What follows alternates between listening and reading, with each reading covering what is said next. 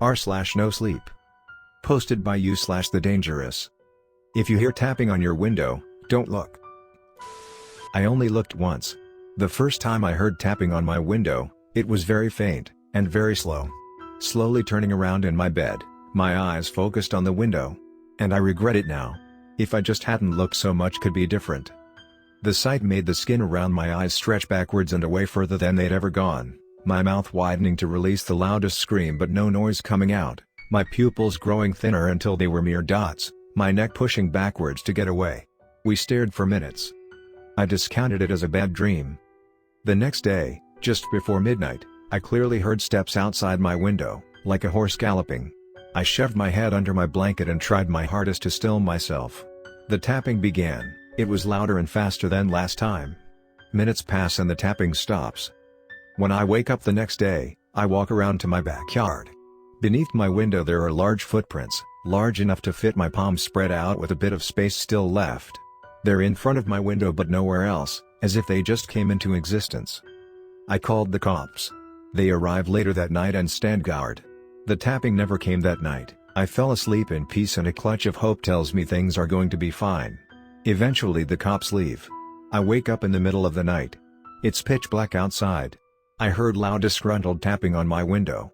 The tapping is much more forceful than before. I can hear the window shaking. I know something is staring at the little lump in the bed with sullen eyes. The large pit in my stomach told me so. I don't know why, but I'm still. It feels comfortable, I guess. A delusion telling me it can't see me if I'm just still enough. But I can't help but breathe, and the breathing makes me rock slightly up and slightly down. The tapping stops, eventually, and when I wake up I feel like a wreck. I call the cops again, but this time they're not nearly as recipient. Things can't go on like this, I think to myself, and head out. There's a forest beside my house. It's filled with close trees, lush leaves, green and orange bushes and tall thick grass. I know the tapping comes from there. I know it for a fact. If I can find where the tapping comes from. I put on my thick green jacket, my heavy black boots, and snatch my camera. The tracks must have been hidden, but not perfectly. I see trampled plants, broken sticks, destroyed mushrooms. This would look common in any other scenario. But to me, right now, it's clues. I see a cave opening. It's a black door of air rimmed by gray pointy stone. I hear a distinct noise as I approach it. It sounds like an old man, with a high-pitched voice, heaving loudly. I've never heard anything like it. My gut feels sick, the sound is just wrong. I take a step into the cave, my leg disappears into the cold abyss, as if the darkness bit it off. A spark of energy shoots through my body. Everything in me is begging me to not go in. I take a few steps, and the darkness envelops me.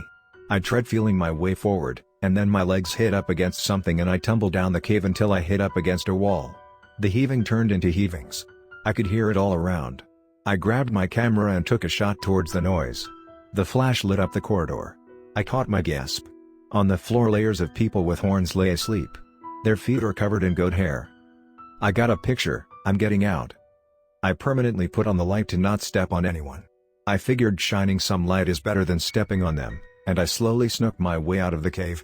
As I was about to exit the cave, I saw a distracting light, and accidentally stepped on a pebble. I heard the pebble fall down the cave, and bump into something. The creature wakes up with a shriek, waking everyone else up. I sprint away. I'm sitting in my living room covered by my blanket and I'm shaking. I don't know what to do. They stop tapping, they're banging. They're banging on my door. They're banging on every window, some of them are screeching. Their banging grows louder and louder, their screeches more horrible. I feel like they're going to shatter my windows any second now. I'm breathing too fast, hyperventilating. It goes out and in. I can't control myself. Just stop, please stop, I'll remove the pictures, I swear. I hear sirens in the distance. The banging stops, I hear them running towards the forest. Thank God. I'm saved. My neighbor had called the cops. I fumble out to explain what happens. I can barely describe the thoughts in my head when the officer grabs my shoulder and tells me to calm down. I show him the pictures on my phone. He looks at them curiously before dismissing them as fake. They drive away. I'm not sure what to do. I don't know what they want from me. I'm sitting on my chair, staring at my window. I don't care anymore. I'll look them in the eyes, recognize them. I can't live the rest of my life in fear. I cannot and I will not. The clock ticks. Each second draws us closer to midnight. I feel myself want to get into bed and cover my head, but no. I won't do it this time. I'm going to look, even if it's the end of me. I will look. I blink and they're all standing there. 5 large tall, hollowed-out faces staring right at me. We make eye contact, but I hold my ground. They're angry, they're showing their teeth. They bring their large rotten hands up to the window. Nails that have grown for ages are on them. They bang, and for 3 minutes they're banging on my window. A sprick appears on the window like lightning. Then another one, and then, the window shatters. They reach for me with their long hands and grab me, pulling me out. I scream and jerk and kick, but it doesn't matter. I'm one of them now. I don't know what they did exactly, but I've changed. I'm no longer human. I no longer have 5 fingers. I feel my consciousness, my humanity, fading away. I'm typing this up on my phone whilst I still can. I have a warning for all of you. If you hear tapping on your window, don't look. The next story of this video. Posted by you/the dangerous. Close your blinds. There's a white bleak face in my window. It's a round face, almost baby-like. It has no ears, and not a single strand of hair. Its cheeks pressed up against the window, trying to press through them, into my room. Its eyes wide open, eyelids stretched apart, staring at me, calculating, analyzing. Lungs shoving, I shrieked despite my raspy still asleep throat. And I shot up. All the fog in my brain removed. I'd felt something looking at me. An uncomfortable scratch in the back of my neck, saying you're being hunted. I'd always thought it a relic from the times we lived in the jungles with the predators.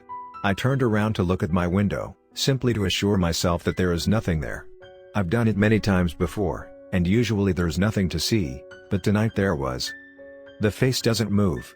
Doesn't make a single gesture. It's stuck. But its eyes follow me. It's a subtle movement, barely any at all, but I feel it. It's here for me and nothing else. I fumble out of my bed cover that's seemingly glued to me. I trip down onto the floor, finally free, landing on my phone. I make sure to grab it as my legs rocket me up. The face is still staring. I have to run, I have to hide, but where? I smash the door shut and close it. Rattling the handle to make sure it's locked, I flick the lights. I take a deep breath. What the fuck was that? I open my phone, clicking the button to the side, but it's black. I click it again, and it's black. And I click it over and over, and over, my brain not quite realizing that the phone is out of battery. And then it hits me, I've got a child. How could I forget? I open the door. It slowly creaks open. The light of the bathroom floods the hallway. My mind plays a scene. The door is ripped apart, and the face is in front of me. It doesn't happen. I creep out of the bathroom and set down the hallway. My child's room is at the very end. I hear everything. I hear the silence. I hear my steps against the creaking wood. I hear the breeze. Why do I hear the breeze? I open the door, and see my child. It's ripped. Head and spine hanging off the face's hand. His leg being shoved into its, now, crimson mouth. We make eye contact. I caught it in the act. It looks surprised, as if I wasn't supposed to be here. I take a step back, and another one, and I slam the door. Down the stairs I rush. Practically jumping 5 steps at a time. I hear a shriek, a forceful scream. It's distinctly not human. It only hurts my ears, no communication in it, no message, only force. I need a weapon. Something to defend myself with.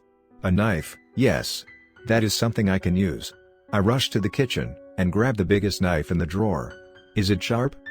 I lightly tap the blade with my finger. Fuck. It's sharp. I hear something bolting down the stairs. This knife won't do my no good. I know it won't. I drop it, my blood still on it. I leap for the table, and stick my finger into my mouth. The salty blood swivels around in my mouth. I see the legs. They're long, and very thin. And white with blue bruises all over. They walk forward, and around. And then they stand still. And I hear the creature loudly sniff. Suddenly it bolts towards the kitchen. It pulled the drawer so hard it broke. I could see its face as its long hands pluck out the knife. Its eyes looking at it with that analyzing stare. It looked up, and around. It knew I was here, somewhere. It exited the kitchen, and looked into the living room, and then I heard its voice. Its voice was carefree, childlike, high-pitched, and whispery. Hello, it said as it walked around. Hello, hello, hello, hello? My breathing grew ragged, despite me controlling it. I tried making it as silent as possible, but it was loud. I could clearly hear it despite everything, but luckily the creature didn't seem to find it out. It walked away, towards the guest bedroom. I saw another pair of feet walk back into the kitchen. This one was silent. There was two of them. I briefly saw its mouth. It was colored red. Hello? Hello? Hello? I felt nervousness spike me. Should I just tell them I'm here and let them have it? If I ran full force against the windows, would I smash through them? So many questions went through my mind. Was this the end? I don't know. My life flashing through me. No. The windows were hard, reinforced even. I know I couldn't simply jump through them. And the door would take too long, and be too loud. I needed a silent exit, one that I could crawl out of without much attention.